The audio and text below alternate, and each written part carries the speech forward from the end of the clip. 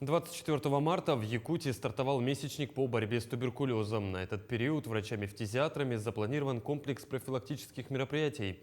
В Алдане первым событием месячника стала квиз-игра, которую для коллег-медработников подготовили сотрудники противотуберкулезного диспансера. Знания в викторине проверили и наши корреспонденты. Сколько приемов пищи в день считается оптимальным, чем грозит малоподвижный образ жизни и от чего зависит долголетие? На самые разнообразные вопросы, касающиеся ведения здорового образа жизни, предстояло ответить сотрудникам Алданской ЦРБ в ходе квиз-игры. Инициатором и организатором ее проведения выступил коллектив противотуберкулезного диспансера.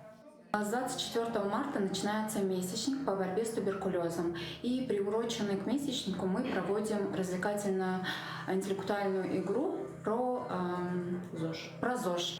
В квизе приняли участие 8 команд от различных подразделений Алданской ЦРБ. Игра включила 4 раунда. Для ответов на вопросы были необходимы не только объективные знания, но и быстрая реакция и умение работать в команде. А некоторые задания требовали сообразительности, смекалки и наличия чувства юмора.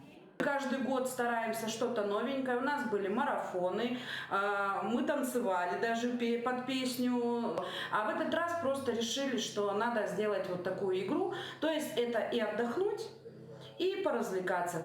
По итогам квиза определилась тройка команд лидеров. Сильнейшие знатоки были награждены денежными сертификатами. Остальных участников ожидали сладкие призы. И, конечно, все игроки, независимо от набранных баллов, получили колоссальный заряд бодрости и удовольствия. Татьяна Вахнина, Александр Лукин, Алдан.